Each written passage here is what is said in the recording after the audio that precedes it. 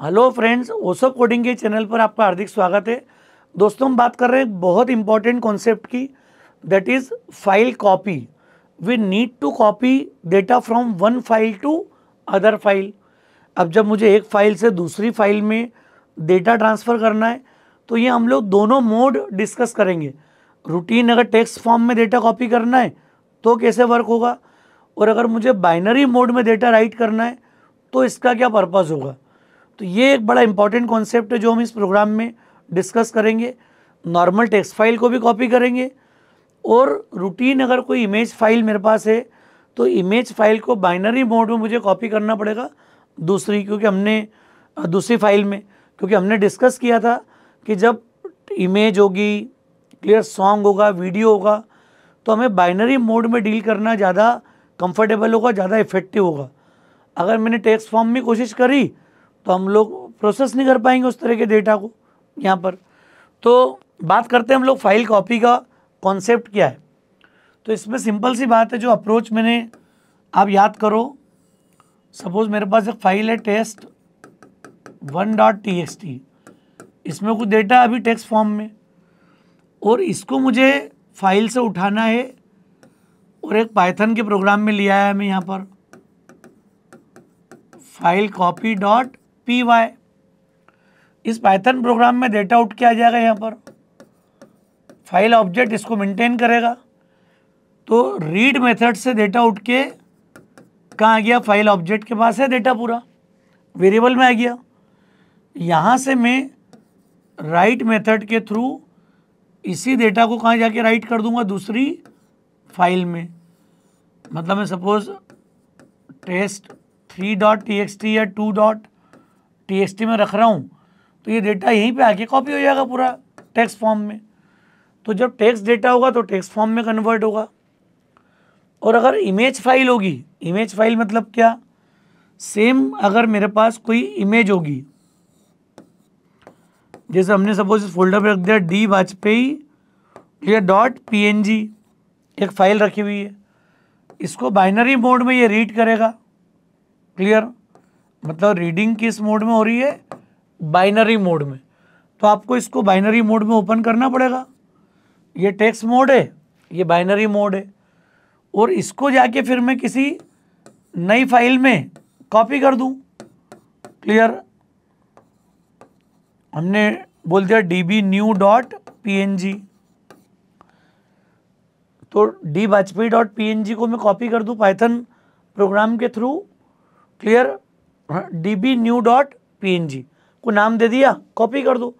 तो मैं इसी प्रोग्राम में यहाँ पर देखूंगा कि पहले मैं टेक्स्ट फॉर्म में, टेक्स्ट मोड में फाइल कॉपी करूंगा यहाँ पर, फिर मैं बाइनरी मोड में फाइल कॉपी करूंगा। आसान है, बिल्कुल इजी अप्रोच है, क्योंकि हमको रीडिंग राइटिंग सब कुछ आता है, सारे कॉन्सेप्ट आते हैं। तो देखते हैं दोस्तों, एक प्रोग्राम बना लेते हैं नया, file copy dot P Y. क्या क्या स्टेप लगेगी आपको यहाँ पर।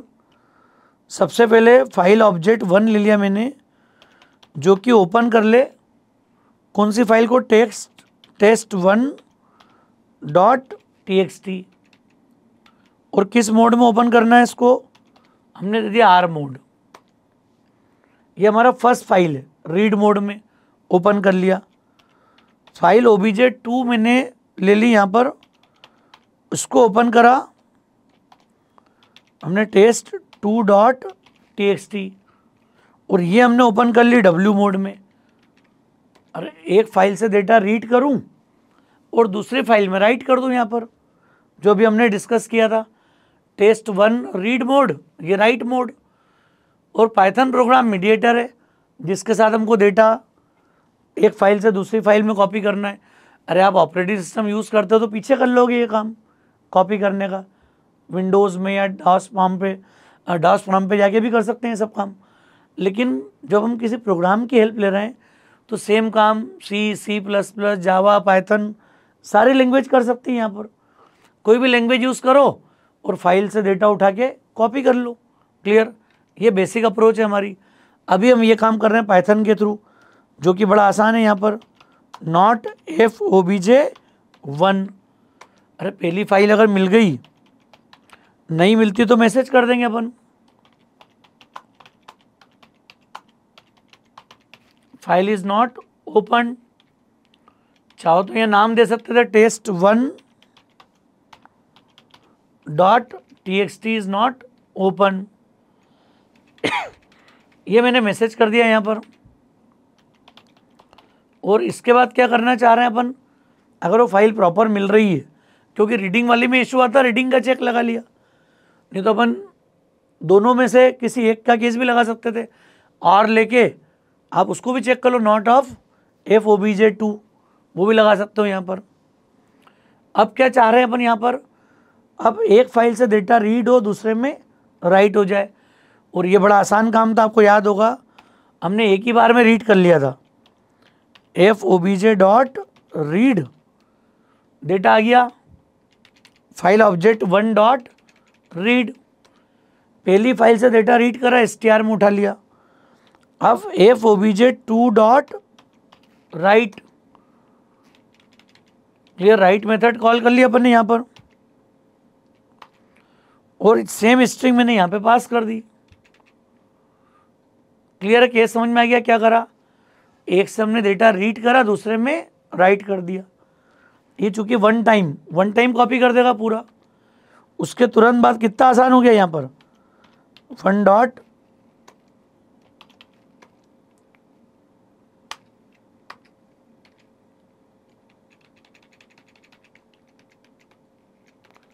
क्लियर, 1 डॉट क्लोज और FOBJ2 डॉट क्लोज। तो ये हमने बेसिक अप्रोच ले ली, बिल्कुल इजी गोइंग। और देखोगे आप कितनी आसानी से, बाकी लैंग्वेज में आपको लूप चलाना पड़ता है डेटा प्रोसेस करने के लिए, आप एंड ऑफ फाइल चेक करो, प्रोसेस करो। पाइथन में बिल्कुल आसान काम हो गया, कितना बड़ा भी कंटेनर हो, कितने बड़ा डेटा फाइल में बड़े आसानी से उठ के कॉपी हो जाएगा। अब क्या करना है मुझे, test1 में जो फाइल, ये जो डेटा था पूरा, ये डेटा test2 में कॉपी हो जाए। क्लियर, अगर यहाँ कुछ है भी लिखा हुआ तो ब्लैंक फाइल बनेगी ये। तो देख लेते हैं, चला लेते हैं इसको अपन। और एक मैसेज भी चाहो तो कर दो आपको पता लग जाए कि कंसोल पे हमने बोल दिया फाइल कॉपीड, रन कर लो, मैसेज आ गया फाइल कॉपीड। क्या होगा, अब जो test1 में डेटा था पूरा देखो आप कंप्लीट, ये पूरा आ गया test2 में। ये देखो test1 test2 दिख रहा है डिफरेंस, पूरा डेटा एज इट इज कहाँ पे आ गया, इजी गोइंग, बिना किसी एफर्ट्स के। ये पाइथन का पावर है, कोई मेहनत नहीं करी, एक फाइल को रीड मोड में ओपन करा, दूसरे को राइट मोड में, सारे चेक लगा लिए, फाइल कॉपी हो गई। क्लियर। अब मैं यहाँ पर अगर फाइल चेंज कर दूँ, और मेरे पास एक फाइल है यहाँ पर, ये dbajpai.png, इसको मुझे कॉपी करना है यहाँ पर। क्लियर, मैंने सारे क्लोज कर दिए। अभी सिर्फ हमारे पास तो dbajpai.png दे दी मैंने यहाँ पर, dbajpai.png। क्लियर, कोई भी इमेज फाइल उठा लो।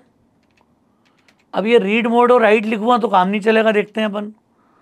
हमने बोल दिया dbnew.png। क्लियर, अब मैंने इसको png दे दिया है, लेकिन रूटीन रीड और राइट ऑपरेशन दिए, विदाउट कोई बाइनरी अभी कॉल नहीं करा मैंने। सिंपल करने की कोशिश करता हूँ, देखो हो रहा है क्या वर्किंग। क्या आ गया मैसेज, ये पूरी डिकोडिंग और उसकी एरर आ गई कंप्लीट। और यहाँ पे रीड मेथड जो है वो इमेज फाइल को रीड नहीं कर पा रही, टेक्स्ट फाइल होगी तो वो रीड कर पाएगी। तो ये इंटरनल एनकोडिंग और उसके एरर आ गई यहाँ पर, क्योंकि ये जो काम है ये किसका है, सेंसिटिव डेटा की बात होगी। तो हम किस पे बात करेंगे यहाँ पर, RBWB, बाइनरी मोड के लिए B अटैच करना है आपको। T डिफ़ॉल्ट है यहाँ पर, T आपको ऐड नहीं करना पड़ता है। तो ये RB और WB, मतलब ये रीड करो बाइनरी मोड में, इसको राइट करो बाइनरी मोड में। इतना कर दोगे आप, सब काम हो जाएगा। बाकी पूरे प्रोग्राम में कुछ चेंज है क्या, इसको हमने मैसेज कर दिया, बस यहाँ पे नाम .png is not open. Clear? बाकी सब ऐसा ही है। फाइल कॉपी को मैंने बोल दिया इमेज कॉपीड, इमेज फाइल थी मेरे पास, रन करा, क्या आ गया? Image copied. अब अगर मैं जाता हूं तो पहले मेरी क्या थी? डी वाजपेयी डॉट, ये डेटा आ गया, ये तो पहले से था। अब मैंने डीबी न्यू, देखो आप क्लिक करिए, क्या दिख रहा है आपको? ये फाइल भी कॉपी हो गई, ये नई में आ गई पूरी। क्लियर है केस? वो .png 2 बार लगा दिया सेव करने में। Clear case? समझ में आ रहा है क्या करना है? तो जो एक्सटेंशन दिया उसी से क्रिएट हो गई, देखो वो।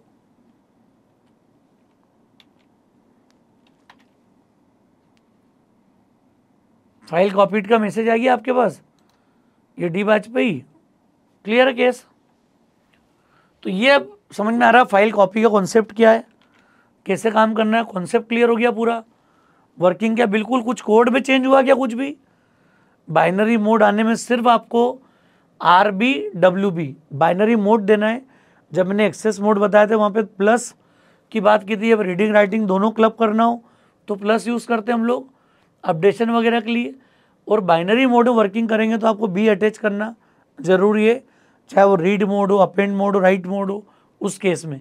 तो दोस्तों ये प्रोग्राम बना लिया हमने सिंपल फाइल कॉपी का, जिसमें हमने टेक्स्ट फाइल भी कॉपी करी और हमने इमेज फाइल भी कॉपी करी, जिससे आपको टेक्स्ट मोड और बाइनरी मोड दोनों को लेके क्लैरिटी आ गई कि पाइथन में कितना आसान है। ये सब काम बड़े आसानी से हम लोग काम कर रहे हैं।